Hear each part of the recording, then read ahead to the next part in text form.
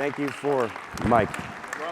Thank you for community support on getting me this laptop. So I'm going to talk about sets and how we can solve some problems in the existing Go language that normally we'd look for other solutions. So mathematical sets, if you've used them before, you might have used maps in Go. They're great for membership testing, but they really start to break down when you try and implement some of those other sorting, those set algorithms like intersection. Go's standard lib sort is something that you can use to use as an example of how to solve a similar problem. It had a similar problem and came up with an elegant and simple solution. So let's look at sorting. Sorting is polymorphic and type safe and uses a single algorithm, but it does not use empty interfaces, reflection, or code generation. How does it do that? Two main things. It uses interfaces implemented on the collection, not on the individual element. And it also uses concrete types in the methods, both as the parameters and return types. And sorting is best, in sorting, these integer arguments are essentially a proxy for the underlying data.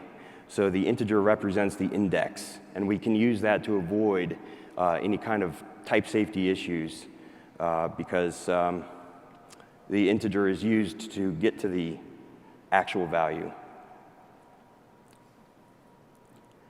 So we can apply this to different problems too. We can apply it to sets.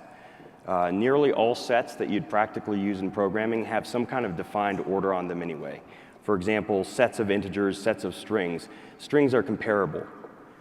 You can also use this for sets of structs, for comparable fields in a struct, for example. So I've implemented a package called set that provides type-safe algorithms for the harder set operations, and this is kind of what it looks like. So essentially, how it works is we have functions in that package called like simdiff for symmetric difference and intersection, and it's based on slices. It's not based on maps. So if you know how to use slices, you know how to use sets. It's the same semantics.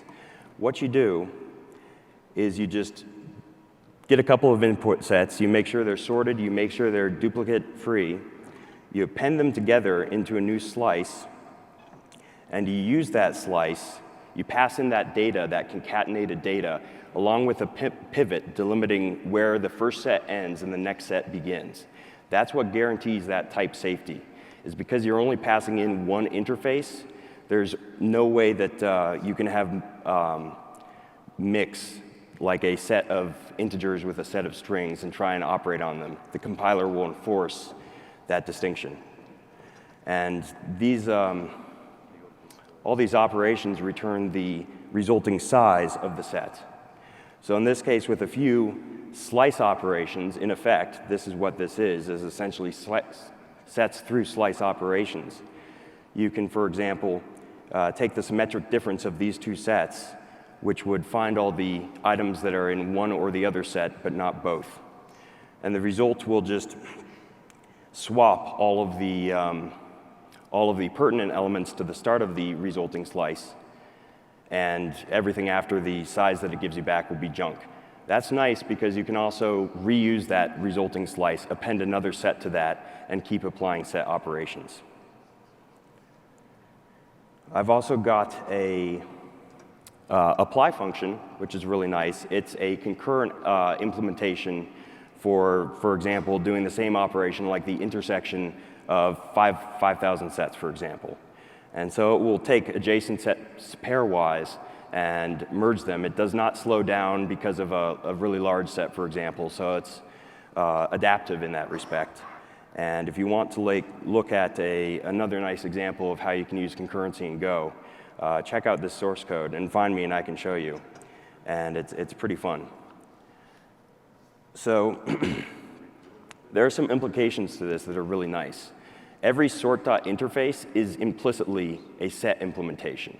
You don't have to add any other methods. Any of the set package types like, or sort package types like sort.intslice is a set already.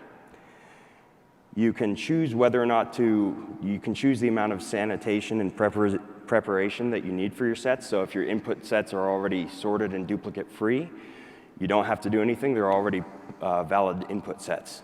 Otherwise, you can choose which of the sort.sort or set.unique, which will strip out the duplicates that you can call. And there's absolutely no reflection, no type assertions, empty interfaces, or code generation involved in this. These are completely type-safe sets. So how about in practice? That's good in theory. But in practice, this is actually a lot faster than map-based sets. So maps are really fantastic in Go. They're great for membership testing, just testing is this element in this set. But because of the undefined iteration order, the category and quality of algorithms that you can use, for example, for set intersection, is just much worse than the types of algorithms that you can use if you apply a little order to it. And in this case, for example, I'm using merge algorithms under the hood. You don't need to know about that, but they're much, much faster.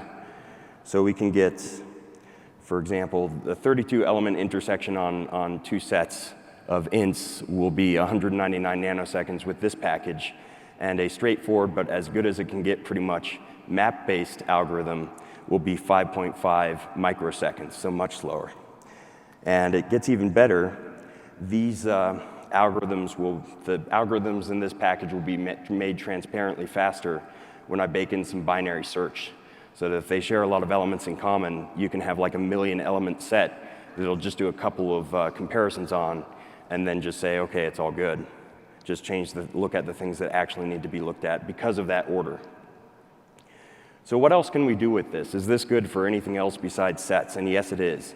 Container/heap, for example, is based on the sort package, but it requires you to define a few extra methods that involve empty interfaces. Okay, and I guess we're done. So if you have any questions.